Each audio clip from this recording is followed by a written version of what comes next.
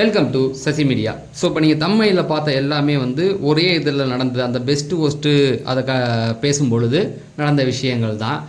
முக்கியமாக கமர்தீன் வந்து சொன்னது வந்து திவ்யாவுடைய முதுவை பார்த்தேன் அப்படின்னு சொன்னதாக இருக்கட்டும், அதுக்கப்புறம் பிக் பாஸ் கடுப்பானதாக இருக்கட்டும், அதுக்கப்புறம் பிரஜன் வந்து சாண்ட்ரா வந்து என் புருஷனை சைட் அடிக்காத அப்படின்னு சொல்லி பார்வதி கிட்ட சொன்னதாக இருக்கட்டும், இப்படி நிறைய விஷயங்கள் இதெல்லாமே வந்து இந்த பெஸ்ட்டு ஒஸ்ட்டில் போனது தான். ரொம்ப லாங் டைமாக போனது, நிறைய விஷயங்கள் போனது. அதில் எஃப்ஜே இவர் ஃபைட்லாம் வந்து ஆல்மோஸ்ட் வந்து இதிலே பார்த்தாச்சு, காலை ப்ரொமோலே பார்த்தாச்சு. ஸோ அதெல்லாம் தட்டி விட்டுட்டு இந்த பாயிண்ட்டை மட்டும் நம்ம பேசலாம். ஸோ நீங்கள் இன்னும் நம்ம சேனலை சப்ஸ்கிரைப் பண்ணால் சப்ஸ்கிரைப் பண்ணிட்டு இந்த வீடியோவை லைக் பண்ணிங்க.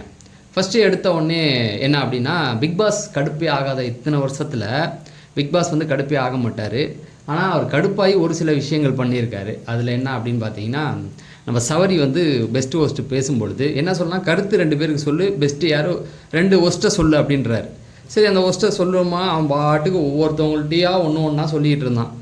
பொறுத்து பார்த்தார். திடீர்னு என்ன பண்ணிட்டாரு, மைக் ஆன் பண்ணி விட்டு ஒரு வீடியோ போட்டு விட்டாரு. அது பாட்டுக்கு போகுது, சம்மந்தமே இல்லாமல் வேற ஒரு இது போயிட்டுருக்கு. என்ன அப்படின்னு பார்த்தீங்கன்னா, போன வாரம் கேப்டன்சி டாஸ்க்கு சொல்லியிருப்பார்ல, அந்த வலையை எப்படி எடுக்கணும், ஒயில்ட் கார்ட்லேருந்து வந்தவங்க தான் கேப்டனாக இருக்கணும்னு, அந்த ஒரு விஷயத்தை போட்டுன்னு எல்லாம் புரியாத மாதிரி முழிக்கிறாங்க. அப்புறம் பிக் பாஸ் சொல்கிறாரு, இப்படி நானும் பண்ண முடியும், நீ வந்து என்ன தலைப்போ அதை பேசு அப்படிங்கிற மாதிரி பேச சொன்னார். ஸோ அது வந்து அங்கே ரொம்ப கலகலப்பாக இருந்தது. அது மட்டும் இல்லாமல் இன்னொரு தடவையும் வந்து அவன் ஏட்டி பிடிக்கி தான் பேசியிருந்தான். அப்பயும் வந்து அவர் சொன்னார், தூய தமிழில் அவன்கிட்ட பேசி, வழக்கமாக தூய தமிழில் தான் பேசுவார், அதை தாண்டி கெஞ்சி பேசுகிற மாதிரி பேசினார். அந்த 4 பேருக்கு தான் வந்து கருத்து சொல்லணும், பாக்கி யாருக்கும் சொல்லக்கூடாது அப்படிங்கிற மாதிரி சொல்லியிருந்தார்.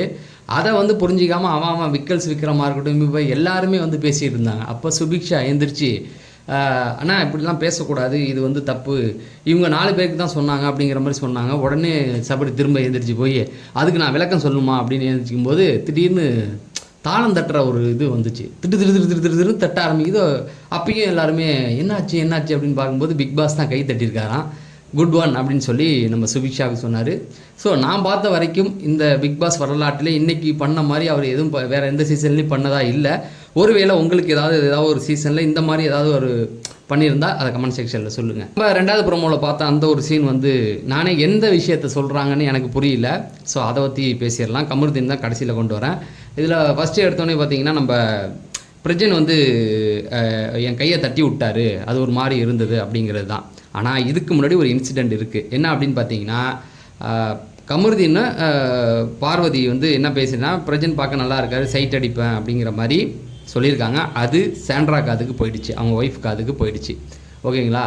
இப்போ என்ன ஆச்சு அப்படின்னா, இவங்க வந்து அவர் வந்து நான் வந்து அவர் மேலே சும்மா கை வச்சேன், அவர் தட்டி விட்டார், அது சரியில்லை, ஒரு பெண்கிட்ட இப்படி தான் நடக்கிறது அப்படிங்கிற துணியில் அவங்க வழக்கமாக உமன் கார்டு தூக்குவாங்களா, அதை வந்து பேசுனாங்க. அங்கே இவர் கடுப்பாயிட்டு ஏங்கிக்கும்போது பிக் பாஸ் உட்காருங்க, பெஸ்ட்டு யார் ஒஸ்ட்டு யாருன்னு சொன்னாங்க. அதுக்கப்புறமேட்டுக்கு சரி ஒஸ்ட்டு யார் அப்படின்னு கேட்டாங்க. இந்த வாரத்தில் அந்த ஒஸ்ட்டு வந்து ஒன்று சாண்ட்ரா, ஏன்னா இந்த வீக் ஃபுல்லாகவே ஒழுங்காக அந்த டாஸ்க் பண்ணல, அவங்களுக்கு தெரியாது அது சீக்ரெட் டாஸ்க்குன்னு. அதுக்கப்புறம் எஃப்ஜே வேறு சொன்னாங்க. 2 பேரும் ஜெயிலுக்கு போனதுக்கப்புறம் அப்புறம் ஏஞ்சி வந்தார். ஏஞ்சி வந்து நின்றுட்டு முதல்ல ஒரு வார்த்தை சொன்னார். என்ன அப்படின்னு பார்த்தீங்கன்னா, இது வந்து ரொம்ப தப்பான ஒரு விஷயம், நான் வந்து எனக்கு எந்த கெட்ட பழக்கமும் இல்லை, எனக்கு எந்த ஃப்ரெண்ட்ஸும் கிடையாது, நான் கரெக்டான வழியில் வளர்ந்துருக்கேன், என் ஒய்ஃப் இருக்காங்க, குழந்தைகள் இருக்காங்க, அப்படி இருக்கும்போது நான் ஒன்றும் பேச்சுலர் கிடையாது, நீ வந்து என் தோளில் கை வைக்கிறதுக்கு நான் என்ன மைண்டில் இருக்குன்னு எனக்கு தெரியாது, நீ எப்படி வைக்கலாம் அப்படின்னு சொல்லி நான் அதான் தட்டி விட்டேன் அப்படிங்கிற மாதிரி அவர் சொன்னார். சொல்லிவிட்டு அப்போ அது வந்து நான் ஒரு இதாக தான் பண்ணேன் அப்படின்னும் போது தான் சாண்ட்ரா குறுக்க வந்து, நீ என்கிட்டயே சொல்லியிருக்கியே என் ஹஸ்பண்டை வந்து சைட் அடி பண்ணு, அது தப்பு இல்லையா அப்படிங்கிற மாதிரி அது ஒரு வேறு மாதிரி போயிடுச்சு. அங்கே அது முடிஞ்சதுக்கப்புறமேட்டு கமருதீன் வரான். கமருதீன் வந்து நின்றுக்கிட்டு என்ன சொல்கிறான் அப்படின்னு பார்த்தீங்கன்னா, நான் அது ஒரு ஜாலியான ஒரு விஷயம்னா, ஜாலியாக சொன்னதை வந்து அப்படி எடுத்துக்கக்கூடாது அப்படின்னு. அப்போ சாண்ட்ரா ஜாலியாக சொன்ன விஷயத்தை தானே பார்வதி, ஏதோ ஒரு விஷயம் ஒன்று நடந்திருக்கு, அதை வந்து எடுத்து பேசுகிறாங்க. அப்படி இருக்கும்போது என் ஒய்ஃபுக்கிட்டே இதை போய் சொல்லலாமா, நீ என்கிட்ட சொன்னால் நான் போய் போட்டு கொடுத்துருக்க மாட்டேன், அவங்கள்ட்ட சொல்ல மாட்டேன், நீ வந்து ஒய்ஃப்கிட்ட தான் சொல்லியிருக்க, சொல்லிவிட்டு அப்புறம் இந்த விஷயத்தையே சைட் அடிப்புன்னு சொல்லிட்டு அப்புறம் இந்த விஷயத்தையும் ஏன் எடுக்கிற, தனியாக வந்து பேசியிருக்கலாமே அப்படிங்கிற மாதிரி சொன்னார். அந்த இடத்துல பிரஜன் பண்ணது கரெக்டுன்னு தோணுச்சு. ஓகேங்களா? ஆனால் அதே பிரஜன் இன்னொரு விஷயத்தையும் சொன்னார், மிரட்டல் எடுத்துட்டார். யாருக்குன்னா நம்ம அமித்துக்கு. என்னன்னா, அமித் வந்து அந்த டாஸ்கில் அவங்க ஓவராக பண்ணும் பொழுது அவர் என்ன பண்ணார், கதவை பூட்டி வைக்கலான்னு சொன்னார் இல்லையா, அதுக்கு வந்து ஒரு விஷயம் நான் மிரட்டலாகவும் சொல்லலை, உங்களை வந்து பயம்படுத்தலை அப்படின்ட்டு மிரட்டி தான் பேசுகிறார். என்னென்னா, நான் வந்து ஒரு நல்ல ஹஸ்பண்ட், நல்ல குழந்தைங்க, அப்பாவுக்கு அப்பா, இந்த மாதிரி நடந்ததுன்னா நானே பார்க்காத பிரச்சனை நீ பார்க்குற மாதிரி இருக்கும்னாரு. இது வந்து ஃபஸ்ட்டு சொல்கிறாரு நான் மிரட்டலன்னு. இப்போ அவர் சொன்ன விதத்தை தான் நான் உங்களுக்கு சொல்லியிருக்கேன். நானே பார்க்காத பிரச்சனை நீங்கள் பார்க்குற மாதிரி இருக்கும் அப்படின்னா அதுக்கு பேர் என்ன அர்த்தம்? ஓகேங்களா? எப்படி பார்த்தாலும் குரூப்பிசம் கேம் தான் அவங்க விளையாடுறாங்க, அது இல்லைன்னு சொல்ல முடியாது. திவ்யா அவங்கெல்லாம் ஒரு குரூப்பாக தான் விளையாடுறாங்க வச்சுக்குவோம். ஆனால் அது வந்து விஜேஎஸ்ட்டை சொல்லணும், கண்டிக்க சொல்லணும். அதுதான் பிரஜனுக்கு அழகே தவிர கோ கண்டஸ்டன்ட் எதவாக வேணால் இருக்கலாம். ஆனால் அது வந்து டைரெக்டாக அவர்கிட்ட அப்படி பேசியிருக்கக்கூடாது. அதே சமயத்தில் அவரும் அதை பண்ணியிருக்கக்கூடாது. ஒரு கண்டஸ்டண்ட்டை வீட்டுக்குள்ளே பூட்டி வைக்கிற அதிகாரம் வந்து பிக் பாஸ்க்கு மட்டும்தான் இருக்கே தவிர பூட்டி வைக்கக்கூடாது. எமர்ஜென்சினா அது வந்து ஒரு செட்டு, ஏதாவது ஒன்று ஆச்சுன்னா யார் என்ன பண்ணுவா? ஓகேங்களா? அதுவும் தப்பு தான். அதுக்கு அவர் ரியாக்ட் பண்ண விதமும் தப்பு தான். அதை சாண்ட்ராவே சொல்லியிருக்கலாமே, இவர் ஏன் வந்து அதை பேசணும்?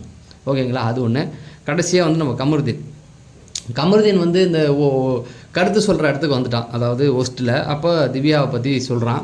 அவங்க வந்து எதுவுமே வந்து இது பண்ண மாட்டுறாங்க, நம்ம எதாவது சொன்னால் கடுப்பேற்றுற மாதிரி தான் எதாவது பண்ணுறாங்க அப்படிங்கிற மாதிரி நிறையா சொல்லிவிட்டு அவன் சொல்கிறான் வந்து நான் வந்து அவங்கள முன்னாடி பார்த்ததை விட பின்னாடி பார்த்தேன். அது இந்த படம் உங்களுக்கு ஞாபகம் இருக்கா? இந்த டைலாக் எங்கே வந்ததுன்னு? விண்ணை தாண்டி வருவாயில் நம்ம சிம்பு சொல்லுவார். என்ன சொல்லுவார் அப்படின்னா, ஜெஸ்ஸி கோச்சிட்டு போகும்போது கோச்சிட்டு கிளம்பிட்டாலா, இவ்வளோ முன்னாடி பார்த்ததை விட பின்னாடி பார்த்தது தான் ஜாஸ்தி, அந்த டைலாகை சொல்லுவார். இதை கொண்டு வந்து அவன் அங்கே சொல்கிறான். அங்கே சொன்னோடனே அவங்க டென்ஷன் ஆகிட்டாங்க திவ்யா. ஆனால் அவங்க வந்து பேசும்போது சொல்கிறாங்க, இவன் வந்து என்கிட்ட வந்து ஒழுங்காக பேச தெரியல, முதல்ல இவனே ஒழுங்கு கிடையாது அப்படிங்கிற மாதிரி சொல்கிறாங்க. அப்போ உடனே வாந்தி எடுக்கணும் முன்னுன்றான்னா குமட்டினான். உடனே அவங்க சொல்கிறாங்க, என்ன வாந்தி வருதா? நான் ஆமாங்க, நீங்கள் பேசுகிறத பார்த்து வாந்தி வருது அப்படின்னா, உடனே போய் எடுத்துகிட்டு வரீங்களா, நான் வெயிட் பண்ணுறேன், நான் இங்கேயே எடுக்கிறேன், பிடிக்கிறீங்களான்ட்டான். உடனே அவங்ககிட்ட என்ன சொன்னீங்க அப்படின்னு கேட்குறாங்க. உடனே வந்து அவன் சமாளிக்கிறான். ஸோ என்ன அப்படின்னா, அவனுக்கு பேச தெரியல அப்படிங்கிறது தெரிஞ்சு போச்சு. அதுவும் தப்பான ஒரு விஷயந்தான். அவங்க வந்து வாந்தி எடுக்கிறான், நீங்கள் வந்து கையால் பிடிங்கிறான். இது வந்து என்ன கரெக்டாக அஜீம் வந்து 6வது சீசனில் சொன்னார்ல, எச்சி துப்பி கொடுக்குறேன் சாப்பிட்றியா அப்படின்னு, அதுக்கு ஈக்குவலான ஒன்று தான். அவன் திருந்த போகிறது கிடையாது. இந்த பக்கம் போயிட்டு என்ன ஆச்சுன்னா, பார்வதிக்கு போய் சொம்புத்திக்கிட்டான். அதை ப்ரெசென்ட்டை போய் பார்வதியை நீங்கள் அப்படி பேசியிருக்கக்கூடாது. ஏன்னா இப்போ கமருதீனை பொறுத்த வரைக்கும் பிரசிடென்ட்டு நல்ல ஃப்ரெண்ட்ஷிப்பாக தான் இருக்கான். ஓகேங்களா? அவர்கிட்ட பம்மிக்கிட்டு தான் பேசிக்கிட்டு இருக்கான். அதனால பார்வதிக்கு ஒரு பிரச்சனை அப்படின்னோடனே இவன் போய் அங்கே பேசிக்கிட்டு நிற்கிறான். ஆனால் திவ்யாகிட்டையும் கொஞ்சம் வார்த்தையை விடுறான். அதை இந்த முதுவை பார்த்து அதெல்லாம் தேவையே இல்லாத வார்த்தை அந்த இடத்துல. கோபப்பட்டு போகிறாங்க, அதோட முடிக்கிற வேண்டியது தானே. நான் முன்னாடி பார்த்ததை விட பின்னாடி பார்த்தது தான் அதிகங்கிறான். அதுக்கப்புறமேட்டுக்கு வாந்தி எடுத்தால் கையால் பிடிப்பீங்களாங்கிறான். இதெல்லாம் வந்து அன்வான்ட் ஃபைட்டு தான். இவன் தேவையில்லாத வார்த்தைகளை விட்டுக்கிட்டு இருக்கான். ஸோ இது திருந்துறதுக்கான வாய்ப்பே கிடையாது. அதுக்கப்புறம் அமித் வந்து என்ன ஆயிடுச்சு அப்படின்னா, இவங்க பார்வதிக்கிட்ட போய் பேசிக்கிட்டு இருந்தார். பார்வதி வந்து ஒஸ்ட் பர்ஃபார்மன்ஸில் இவரை சொல்லிட்டாங்க அமித்தை. அவருக்கு பெரிய இடியே விழுந்துச்சு. வந்ததுலேருந்து உன்னை நான் சப்போர்ட் பண்ணிக்கிட்டு இருந்தேனே, நீயே என்னை குத்திட்டியே அப்படின்னு சொல்லி விளக்கம் கேட்டுக்கிட்டு இருக்கும்போது பார்வதி சொன்னாங்க, நீங்கள் வந்து அந்த டாஸ்க்கை விட்டு போயிருக்க தேவையில்லைன்னு. அப்போ பார்வதியை நம்பினோர் அவ்வளவுதான். ஏன் நீங்கள் இதுவே இவர் பண்ணியிருந்தா சொல்லியிருப்பீங்களா? வாட்டர் மிலன் பண்ணியிருந்தா? அதாவது அவங்களுக்கு தேவை வெளியில் இருக்கிற விஷயத்த வாங்கிக்கிட்டாங்க. அமித்தை வந்து கைவிட்டுட்டாங்க. அவங்களுக்காக தான் அமித் வந்து இவங்களை பகிச்சிட்டு தனியாக ஒரு கேம் விளாண்டார் அப்படிங்கிறது தான். ஸோ இன்றைக்கி இதுதான் நடந்தது. ஸோ நம்ம அடுத்த வீடியோவில் சந்திக்கலாம். நன்றி, வணக்கம்.